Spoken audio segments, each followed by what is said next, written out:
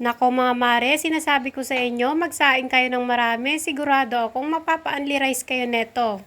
Tingnan nyo naman sarsa pa lang ulam na. Kaya ikaw kung hindi mo pa ito nagagawa, subukan mo na rin. Bumili lang ako ng 3 pirasong hita ng manok. Bali imamarinate lang natin ito ng paminta, konting asin, 3 pirasong kalamansi juice, at 1 kutsarang toyo. Halo-haluin lang natin ito at hayaan lang muna natin ito ng mga 30 minutes or hanggang 1 oras. Makalipas ang 1 oras, ipiprito lang natin ito. Bali, i-brown lang natin siya. Hindi ko na siya inurasan mga mare. Kapag nakita nyo na ganito na yung itsura niya, ibig sabihin ay okay na ito. Set aside lang muna natin. Yung sobra ng mantika ay tatanggalin lang natin. On the same pan, maglagay tayo dito ng half bar ng margarine. Buttercup itong ginamit ko. Then, ilagay na natin yung ating bawang. Igisa-gisa lang natin ito hanggang sa lumabas na yung kanyang aroma. Bale, 2 piraso pala ito na buo.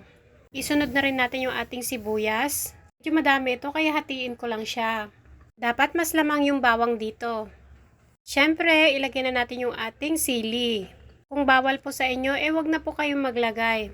Then, maglalagay tayo dito ng 2 kutsara ng tomato paste. Haluin lang natin ito at kapag ganito na yung itsura niya, pwede na nating ilagay yung ating 2 pack ng oyster sauce. Hindi na rin ako maglalagay dito ng asin. And madaming paminta. At yung pinakasabaw natin, maglalagay tayo dito ng 1 cup ng Sprite. Bali, isisimmer lang muna natin ito hanggang sa tuluyan ng kumulo or hanggang wala na yung mga bula-bula niya. Ayan, pwede na nating ilagay yung ating mga chicken. Lutuin lang natin ito ng 20 minutes sa mahinang apoy. Every 10 minutes, baliktarin nyo lang para maluto both sides. At kapag ganitong nagmamantika na siya, okay na ito. Tingnan nyo naman mga mare, sauce pa lang ay ulam na. Naku, sinasabi ko talaga sa inyo, mapapa-only rice talaga kayo nito. Lalo na yung mga mahilig sa maanghang dyan, naku, perfect ito para sa inyo. At kung nagustuhan ninyo ang ating recipe ngayon, pwede pong pa-like and share din, mag-comment po kayo sa baba.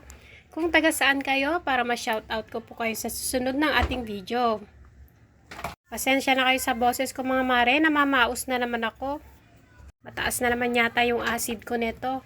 O siya, shoutout na tayo. Siyempre, always shoutout sa ating mga masisipag na OFW, sa ating mga followers and non-followers, at sa ating mga very generous na star senders. Maraming salamat po sa panonood. Shoutout to you, JM Pagalilawan Suyo ng Taiwan, kay Ma'am Gina Galyasa Tinoknan. Maraming salamat po sa panonood. Bye! Magturo na lang kayo.